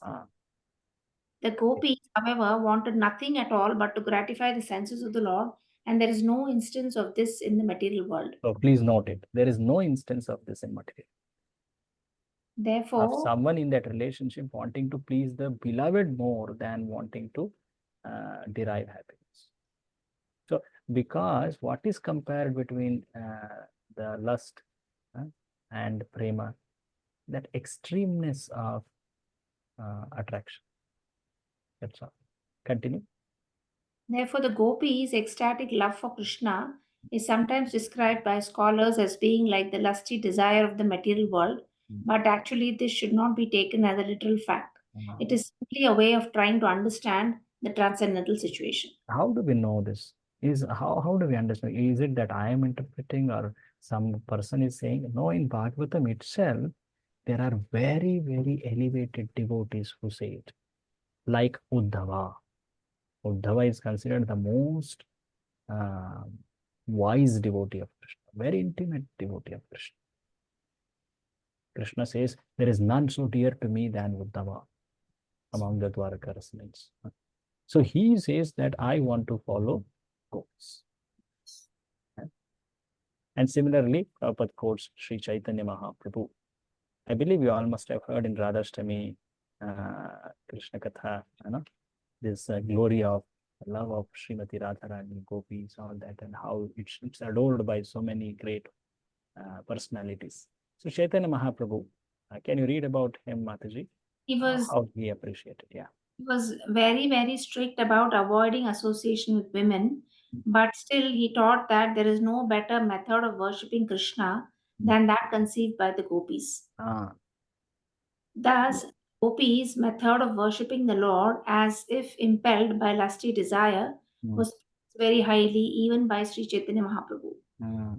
This very fact means that although the attraction of the gopis for Krishna appears to be lusty, it is not in the least bit material. So it is the external form appears like lust, but actually the deep desire is to please Krishna. So when we say kama, it is only showing the external form of it. So kama means lust and rupa means form. So that external form resembles lust. That's the only thing. It shows the extremeness of the emotion or attraction. That's kama. Okay. Can you, this is also explained about iron and gold. Maybe can you read this slide fully? Lust or kama is an definition of lust or kama. Kama is an intense thirst to satisfy the senses. There are two types of kama, material and spiritual. Material kama is an intense thirst to satisfy one's own senses. Spiritual kama is the intense thirst to satisfy Lord Krishna's sense. So spiritual kama is prema. So the example is given, material kama is like iron and spiritual kama or prema is like gold. Read ahead, iron and gold. Gold analogy, iron and gold are both metallic, yet one is highly valued and the other is quite commonplace. The same way, both material and spiritual lust are similar as they both involve an intense thirst to satisfy the senses, but material lust is commonplace, but spiritual lust is highly valued, being selfless desire to satisfy the senses of the Supreme Lord. Senses of the Supreme. So externally, it appears like, so there are many long descriptions on, just to clarify this point. Do not mistake gopis love to be mundane lust. So it is figurative. The word is used figuratively, the lust. It's an indication of intensity, or it is actually free from all material emotion like lust. It is very, very pure. The Goswamis desired it. Sri Chaitanya Mahaprabhu, the topmost sannyasi, desired it. Shukadev Goswami, such a virakta, such a elevated devotee, he desired it. This all shows how it is free from all this material effect or modes. So like this, lot of emphasis is given. Prabhupada also clarifies that multiple times. At the other side, there is one personality in Krishna Lila whose disposition to Krishna is told as kama praya, almost a lusty desire. This is in Mathura Lila. This is Kubja. Read this. On the other hand, the lusty desire of Kubja is described by learned scholars as being almost lusty desire. Continue. Kubja was a hunchbacked woman who also wanted Krishna with a great ecstatic love. But her desire for Krishna was almost mundane, and so her love cannot be compared to the love of gopis. Her loving affection for Krishna is called kama praya, or almost like the gopis' love for Krishna. But why did So- Krishna fulfill her desire, Prabhuji, if it was That's his mundane? mercy. That's his mercy. Like for There is no, no, see, because because she Kubja served Krishna by giving that oint. she served, and he wanted to reciprocate with her, and she asked for that. So that means Krishna fulfills your desire. Like Does that with even even materialistic if it devotee. is mundane, he will fulfill your desire. So because that devotee he offered some service Yeah. and they desired that. So Krishna's mercy. So it's like No limits he or it says, has no rules. He can. Yatha mam prapadanti. So like Yeah. how you want me, Yeah. reciprocate with me. Correct. So it's fully free will of Krishna. So Krishna she did didn't want to satisfy senses of Krishna. Is that it, Prabhu? Yes. Okay. So how it is noted, Rupa Goswami describes, if you see the verses of her her actions when Krishna comes back after killing Kamsa to Kubja's place, that is actually indicative of her desire to enjoy. Okay. At the same time, if we see the verses describing the gopis, even in the Rasa Leela, the last verse of the Gopi Gita, Bhita Shanai, Dadimahi Karkasheshu, Tenatavim, like this, there's very nice verse. So how the gopis, that whole verse is, that whole Gita is about describing their separation. At the same time, they are telling we are happy to be, we are ready to be bearing this pain if it is causing you some happiness. So they are ready to endure that pain to please Krishna. They desire association of Krishna very strongly. At the same time, they are ready to continue facing that kind of misery. If Krishna desires to, like Chaitanya Mahaprabhu tells in Shikshashtaka's last verse. What is that last verse? Shava Pataratam Pinash. Ashlishyava padaratam. You want to Pinashtu. embrace me, O Krishna? Pinashtu mam, ashlishyava padaratam. Pinashtu mam. Darshanam. Adarshanam marmahatam. You don't want to show? You want to kill me also? Marmahatam karotu yatha tatha vavidaka. So this shows, no, this kind of emotion shows that it's fully for pleasure of Krishna, and that was not seen in Kubja's aspiration or her action. Prabhuji, Acharyas have concluded that it is Kama Praya. is Mirabai's love also Kama Praya? Can it come under this? Mataji, I am not aware. I don't know about Okay. Mirabai, honestly. I don't know. So I'll check if there is some saying from some senior Vaishnavas. I'll try to get that. There are some actually who exhibited that kind of deep love. I believe in Sri Vaishnava, there was Andal who expressed that kind of an attraction to Krishna. In her Tirupavai, she has indicated like that, such kind of emotion. So there were devotees Prabhuji, gained that liking. I have heard from the conventional Bhagavad speakers who are from Braj Okay. that Mirabai was actually Krishna's friend's wife.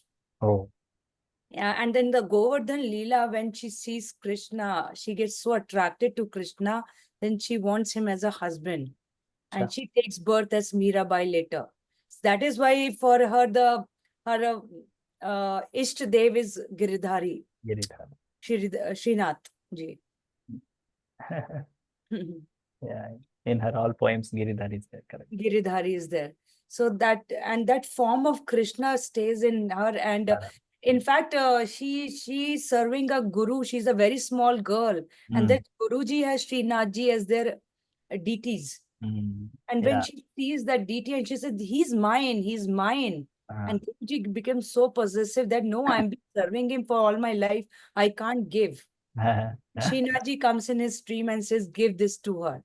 Give this deity to her. Her. I belong to her." Because such attractions. Yeah. So this Kama Rupa Ragatmika Bhakti, we can never discuss that without mentioning Srimati Radharani. So Srimati Radharani is the topmost example for this.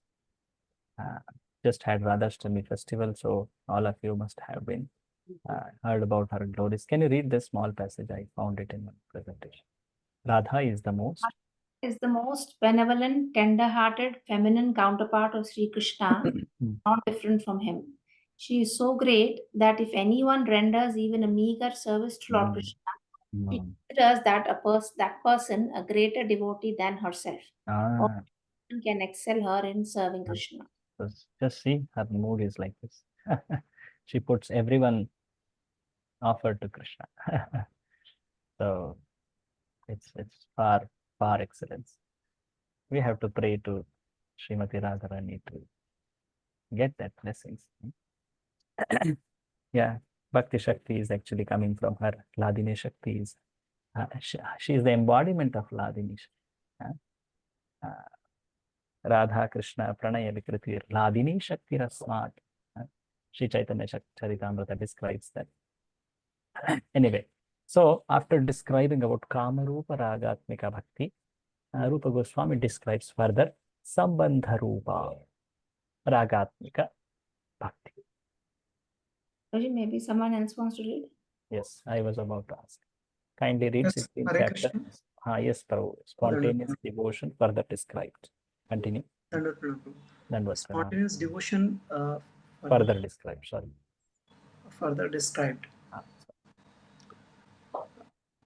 A relationship in the attitude of the denizens of Vrindavana, such as Nanda Maharaj and Mother Yashoda, is to be found the ideal transcendental concept of being the father and mother of Krishna, the original personality of a godhead. Factually, no one can become the father or the mother of Krishna, but a devotee's position of such transcendental feeling is called love of Krishna in a parental relationship. So this is parental relation, Vatsalya. Similarly, Sakhya is there, Dasya is there. So these moods actually come under Sambandha, the three rasas, Vatsalya, Sakhya and Dasya. Actually, these personalities are so perfect. They are the original parents. They are the parents who are always Krishna so intimate. Whenever Krishna appears, they also appear in exchange at rasa, is it not? So they are the emblems of this rasas. And to follow, to desire that is Raganuga sadhana's goal. So the example given for this Sambandha is Vrishnis and the denizens of Vrindavana, that is Nanda, Yashoda, and Sridama, Gopaganas, all that. And Chitrapatrak, the Sakya Rasa. So this is Sambandha Rupa Ragatmika Bhakti. So far what was described is Ragatmika Bhakti. Now, please remember why this discussion came at all. What was the goal? Why, with what intent Ragatmika Bhakti is being described? To understand the Raganuraga Bhakti. To explain Raganuga Bhakti. Now it will come the eligibility for spontaneous devotional service, which is Raganuga sadhana. Kindly read. Persons desiring to follow in the footstep of such an eternal devotee of the Lord as the Vrishnis and Vrindavana. Denizens are called Raga Nuga devotees, which means that they are trying to attain to the perfection of those devotees. These Raganuraga devotee do not follow the regulative principles of the devotional services very strictly, but by spontaneous nature they become attracted to someone of the eternal devotee, such as Nanda or Yashoda, and they are trying to follow in their footstep spontaneously. So these Ragatmika Bhaktas, they are so great, and these Raganuga devotees, they get affected by their love, that specific relationship they have, and they want to follow in the footsteps of such one. And while following, the drive now becomes the deep desire to follow and attain that type of. The impetus becomes like that. So earlier it was Shastras, now the desire to follow and attain that type of relationship. That is being the drive now. So doesn't mean that they disregard the Shastra, but the Shastra is not now the prime mover or impetus. So that's why it's told here, they do not follow the regulative principles of it, but by spontaneous nature, they become attracted. Now, this should be properly understood. Prabhupada explains that further. This does not mean that they disregard or they don't follow or they, very happily disobey. No. When there is a way to express that love by spontaneity over Shastra, they will choose that spontaneous method. But usually they follow the Shastric regulations as their lifestyle, because that is also very wonderfully placed to express one's spontaneous love. So Prabhupada describes that we must always remember. Can you read ahead? Yes. There is a gradual development of the ambition to become like a particular devotee, and this activity is called Raga. We must always remember, however, that such eagerness to follow in the footstep of the denizens of Vraja is not possible unless one is freed from material contamination. In the following the regulative principles of the devotional service, there is a stage called Anartha Nivritti, which means the disappearance of all material contamination. So before we go this discussion, so the Raganuga Bhakta's drive is the intense greed to follow Ragatmika Bhakta.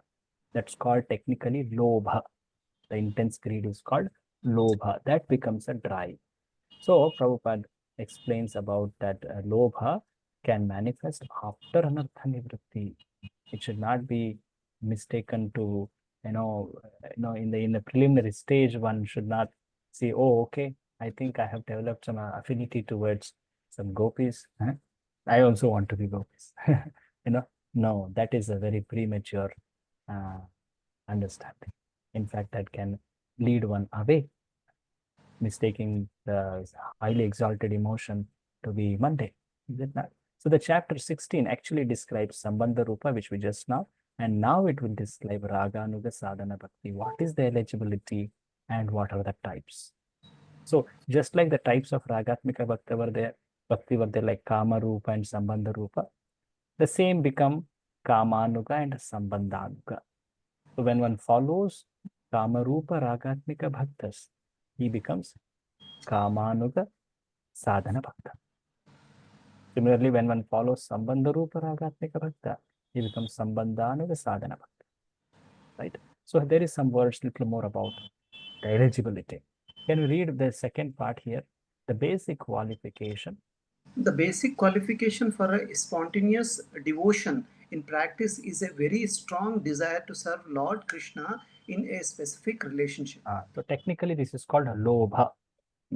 One can One can obtain this desire by hearing. how eternal residents of Vrindavana spontaneously serve Krishna in a various loving moods. So this comes because they have heard, they have desired that specific way of service. They have heard the more details of, say Vatsalya Rasa. They have heard how Nanda and Yashoda specifically they serve Krishna, and they have developed that intense attraction. And it is very clearly explained that this attraction comes after Anartha Nivritti. Can you read? When does eligibility manifest? When does eligibility manifest? This strong desire is the singular, overwhelming desire in one's heart to please Lord Krishna in a particular way. If any other desire shares the heart's attention, one does not fully possess lobha. Lobha. So you see, the anarthas, they take away one's attention. They take away some heart space, is it not? Due to which the lobha towards that specific relationship of service to Krishna will not be steady, will not be strong.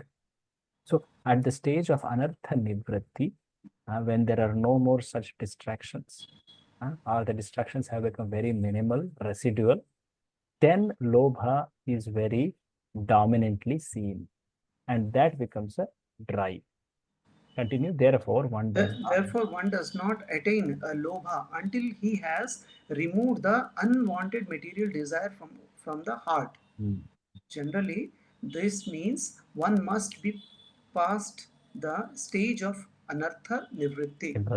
Very, Prabhupada mentions that. Continue. We must always remember. We must always remember, however, that such eagerness to follow in the footstep of the denizens of Raja is not possible unless one is freed from material contamination. In following the regulative principles of devotional services, there is a stage called anartha nivritti, which means the disappearance of all material contamination. So, the stage of lobha, its awakening, its very strong presence is seen after anartha nivritti. That's why it's very commonly told that the raganuga sadhana bhakti, it can be best practiced, it can be seen after anartha nivritti. So what should we do? So that's the question, right? So Prabhupada says here, therefore, in the beginning, everyone should strictly follow the regulative principles of a devotional service. According to the injunctions of the scriptures and the spiritual master. Only after the stage of liberation from material contamination, one can actually aspire to follow in the footsteps of the devotees in Vrindavan. So, how do we know that someone is in Raganuga Sadhana Bhakti? Or what are the practices of Raganuga Sadhana Bhakti? So, Rupa Goswami further says, 3 important practices. 3. I have failed to highlight them, but nonetheless, we can read here. It is said by Sri It is said by Rupa Goswami, when one is actually liberated from material contamination, he can always remember an eternal devotee in Vrindavan in order to love Krishna in the same capacity. And developing such a aptitude, one will always live in Vrindavan, even within his mind. So what is told here is one strongly desires to, one is actually remembering that particular associate very strongly. That's the first practice of Raganuga Sadhana Bhakti. So the remembering Krishna with a particular devotee. So specific type of leelas, the specific type of relationship, he repeatedly hears about them, discusses about them, wants to know more about them. So in Chaitanya Charitamrita it is mentioned here. Can you read? The devotee should always think of Krishna. The devotees should always think of Krishna within himself and should choose a very dear devotee who is servitor of a Krishna in a Vrindavana. One should constantly engage in topics about the servitor and his loving relationship with the Krishna, and one should live in Vrindavan. If one is physically unable to go to Vrindavana, he should mentally live there. So one should at least have his mind very strongly fixed in Vrindavan. So Prabhupada also says the same. If it is not possible to physically be present at Vrindavan, and go to those lila thalis and hear about such specific associates, what one can do, one can meditate anywhere. And about Vrindavan, about that particular devotee, that particular service. That is first practice of Raganuga Sadhana Bhakta. What is the first one? Remembrance. Remembrance of that particular devotee, Nitya Siddha, that particular place, that particular mood, which is very, very service, that's very, very strong. The second one, now it is coming here, a devotee who is actually advanced. This is in fact very important. The second one, how does he behave differently, or does he, sometimes Raganuga Sadhana Bhakti is often mistaken to be even externally also one follows such kind of attire, the dress, the speech, it happened actually, sometimes it could become so misleading. People understand, oh, I should follow Raganuga Sadhana and let me dress like this, let me speak like this, let me chant this mantra. This will be the Pranali, Siddha Pranali. Prabhupada warns about it now here. Read it. A devotee who is actually advanced. A devotee who is actually advanced in Krishna consciousness, who is constantly engaged in a devotional service, should not manifest himself, even though he has attained perfection. The idea is that he should always continue to act as a neopathy devotee as long as his material body is there. Activities in devotional service under regulative principles must be followed even by the pure devotee. But when he realizes his actual position in relationship with the Lord, he can along with the discharging of regulative service, think within himself of serving the Lord under the guidance of a particular associate of the Lord, and developing his transcendental sentiments in following that associate. Yeah. So there is something called Sadhaka Deha and Siddha Deha. So when one is in this world practicing devotional service, those eternal associates, they exhibit sadhana, like the Goswamis. These are eternally associates, no? They are who in Krishna Lila? These Goswamis are what? Manjaris. Manjaris. But they exhibited such practice of devotional service, such determination, such adherence, is it not? How much they chanted Haridas Thakur, all this, how much they avoided sense gratification, how much they focused on only and only serving Krishna. So they are exhibiting what is called as sadhana deha. So there is siddha deha, that is an eternal associate form, that is manjari sharira. But when they are in sadhana sharira, sadhaka rupena, so they have to serve. So they exhibit. So in the practice of devotional service, one will find no difference. So Prabhupada at this point, he brings what is called Siddha Pranali, how people mistaken this to be. So in fact, Bhakti Siddhanta Saraswati Thakur has expressed a lot about it. Can you read this? In this connection, we should be careful. In this connection, we should be careful about the so-called Siddha Pranali. Oh, sorry, Prabhuji. Pranali. The Siddha Pranali process is followed by a class of men who are not very authorized and who have manufactured their own way of devotional service. They imagine that they have become associate of the Lord simply by thinking of themselves like that. This external behavior is not at all according to the regulative principles.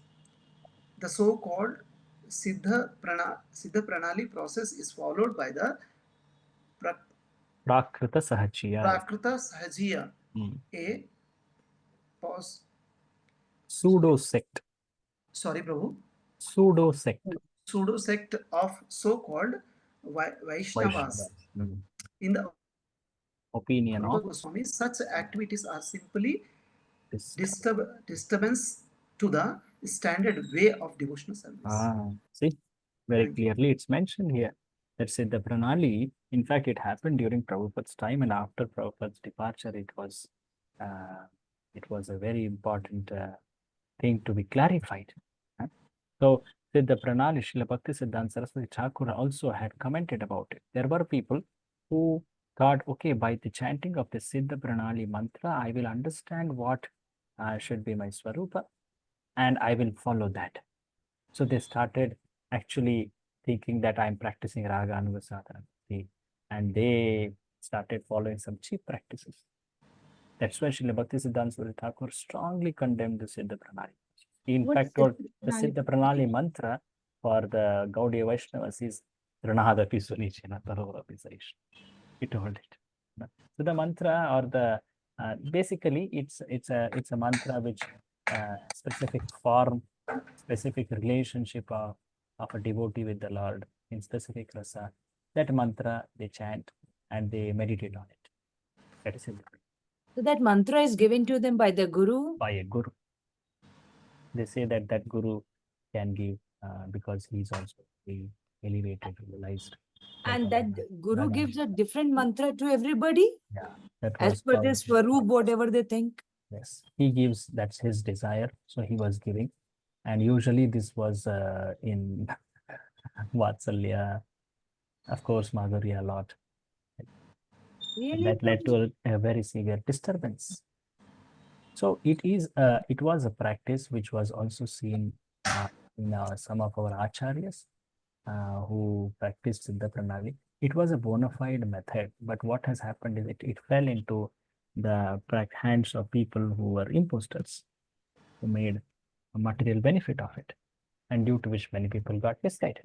So Prabhupada also spoke about it, Bhaktisiddhanta Thakur also spoke about it. You don't need to go and take to these practices to know what is one's Swarupa. It will be revealed. You just very patiently practice devotional service and it will be revealed. You don't need to take to any different practices than the sadhana bhakti. One should work there is hard. an internal practice of remembrance. But you can see Prabhupada how he writes, but there is no external change in the actions of that mantra. So it's a very confidential practice, but it is to be explained because that's the growth. One develops very specific attraction to a relationship. He develops deep remembrance. He becomes very strongly adherent. He's following hearing, chanting, and all that. But the topics of his hearing, chanting have become a little more focused on that relationship, on that rasa, on that. So, but at the same time, he doesn't exhibit his aspiration to anyone. Very, very confident. I didn't understand this last statement you said, Prabhuji. You said that who's chanting and all that is very like say suppose hearing and chanting they are doing. They are Siddha reading Pranali. Srimad Bhagavatam. Yeah, but in the Srimad Bhagavatam, they will like to hear more specifically those topics which nourish their attainment, which nourish their aspiration. The specific rasa on that. At the same time, this is not done in public. This is not done, to show. Because So it's it is a very personal, private, confidential practice. And as here again and again Prabhupada has told, externally they follow devotional service with much more stronger determination only, like the Goswamis. Their mood was gopis, right? But how they were practicing their devotions. Nidrahara, Vihara, Kadi, Vichitau. At the same time, they were telling, Hey Radhe, Rajadevike, Chalalite. Where are you? How can I assist you? So that's the most safe way of practice Prabhupada has given here. In fact, next session, there are some more descriptions of it. I will try to bring that in front. We will also be entering Raga Nuga Sadhana Bhakti's categorization, and we will enter Bhava Bhakti in the next discussion. Thank you very much. These topics are far, far beyond my understanding and realization. I am a handicap. I'm just taking shelter of some descriptions by senior Vaishnavas and presenting here. Any comment or question? We will stop here today. Can I ask you a question? Just to clarify, I've heard different things. Like you said, emotions are important in bhakti, and then there's sentiment. So what exactly is the difference? Because I hear, when people are advancing, some say you're sentimental. See, when the word sentimental is used, it is to say that one is very superficial in his adherence to devotional service. So, if the sentiments are making one more strongly practice devotional service, that's wonderful. What is wrong? But when we say sentimental, it is to in a common term, when we use that word sentimental, do not be sentimental. Be more service oriented. Take more practical service, like that. What it means to say is do something for Krishna than just being a passive appreciator. Okay. So take it to do some action to please Krishna, to please Guru, and do not just hover on your mind's thoughts. Express it. So emotions should be expressed. In fact, devotional service is nothing but expression of the devotion in heart. That's why Prabhupada added the word service. Is it not? Like that. That's my understanding. Okay. Hope it helps. Yeah. All right. Thank you. Any other comment or question? Prabhuji, one more, Prabhuji? Prabhuji. Yeah, go ahead, Mataji. So from Vaidhi Sadhana Bhakti to Raga Nuga Sadhana Bhakti, it's a transition. It's not like one day they'll realize that they are having Raga. How the practice, how one should cultivate is a topic which is coming soon. Okay. So in Vaidhi Sadhana Bhakti itself, one can hear more about Krishna. It should begin by hearing more about Krishna's Nama Rupa Guna Leela. One should hear Srimad Bhagavatam very, very with great faith and adherence, and develop appreciation to Krishna. So that should be the first step. And after prolonged practice and association with devotees, and especially when gets an association of a very elevated Vaishnava who has developed that kind of attraction, then we also gain that kind of lobha, greed. So this greed actually comes by associating with very elevated Vaishnavas, along with a very nice appreciation to Krishna's Nama Rupa Guna Leela. So it is something which one waits for, even if it takes a long time, not be in haste. And no, but it's a transition, bro, because it's not like one fine day you realize you've. No, it doesn't happen that one fine day you suddenly change your practice. That's not. In fact, that's again and again one. Nothing changes like that. Yes, true. Thank you, Prabhuji. We'll wait for it, Prabhuji. Thank you. Hare Krishna. Thank you, Prabhuji.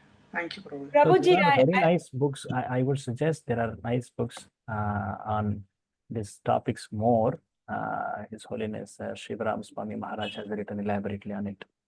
Shuddha What Bhakti is it called, Chintamani, Prabhuji? practicing Raganuga Sadhana also, he has written elaborately. Gurujan Prabhu has written about it. Many like that. Maybe they could be very guiding lights for this. What is the name of the book? Shuddha Bhakti Chintamani is one very nice book for this. And about Raganuga Sadhana, especially if you want to read, Shivaram Maharaj's one more small book is there. Practicing Raganuga Sadhana in his form. Check it. Okay. Yes, true. Thank you so much. Prabhuji, I wanted to ask one thing, Prabhuji. In the Siddha Pranali thing, people are revealed their form and they meditate on that and they aspire for it, right?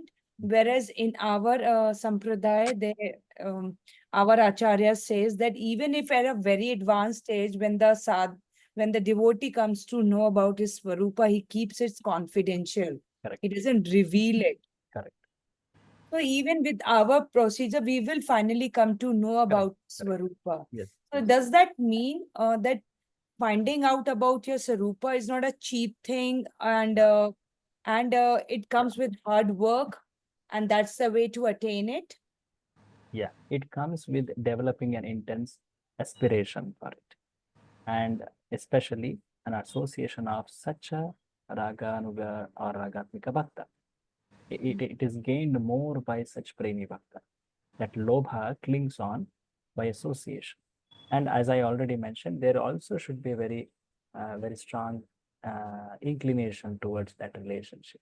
It is more seen when our chitta becomes a little more clear from anarthas, because now our attraction is also tainted by some anarthas, is it not? So due to which we fail to understand what is that drive for raga and what is anartha, is it not? So that purification, it will help us to identify that more better. And as I again mentioned, I will mention that again, the association of such a premi bhakta will actually what influences one to desire. So one should desire such elevated Vaishnava association. One should hear very one detailedly. One should try to meditate on those leelas. Then one will develop that kind of a lobha. In fact, Rupa Goswami goes on to say there is nothing valuable than that lobha. Tatra laulyam api ekalamulyam janma koti sukritirna labhyate. How many our lifetimes sukruti, koti janmas I have spent, but just to get this laulya or lobha, that's the highest attainment. Krishna bhakti rasabhavitamati kriyatamati kutopana labhyate. This Krishna consciousness, especially this prema bhakti, is cannot be gotten. Cannot be gotten. What is only required is laulya, the deep greed. So how one gets it? The way he gets it, he should just harp on it. And the way to get it is to please Vaishnavas, to follow diligently the orders of Guru, please them, and aspire for such association. It's not cheap, as you rightly told, it's not cheap. So Prabhuji, I have seen a lot of people in Haridwar, they bring the Laddu Gopals for Ganga dip, and they're making their Laddu Gopals, dip in Ganga, and they're carrying Laddu Gopals everywhere. Even to restaurants, everywhere they carry. So maybe they're sure, what they're expressing is the Vatsalya Bhav or whatever, like how you take your child everywhere. You take Laddu Gopal everywhere, even for the Ganga dip also. So, but I'm sure they must be having anarthas. They're not out of their anarthas. So this is that that what do you call this kind of bhakti? No, they have developed an emotion, very strong emotion. They have developed that attachment that has to be purified. It is good that they have developed that emotion, but at the same time, there should also be an understanding of philosophy, and there should be an avoidance from sense gratificatory pursuits, is it not? And that attachment should be strengthened by purity, which is generated by devotion. Then that relationship becomes more strong. So it is good that their relationship they have, if only they please a Vaishnava, that relationship becomes more nicely established. See, the key to attain this is when one pleases a premi bhakta. One pleases a premi bhakta, greatly elevated Vaishnava, spiritual master. They bestow that great. So that's the way. In fact, our Goswamis have shown that. And then it looks more like a pseudo. Yeah, it becomes like that. Yes. So one should serve one's Guru and please them by oneself. They will bless us with that. Yeah. Okay. Yeah. Thank you. Thank you very much. Hare We will meet again Friday. Okay. We will continue this discussion. Thank Srila Prabhupada ki jai. nectar of Thank you, devotion. Prabhu. Thank you, Prabhu. Hare Krishna. Pranam. Krishna.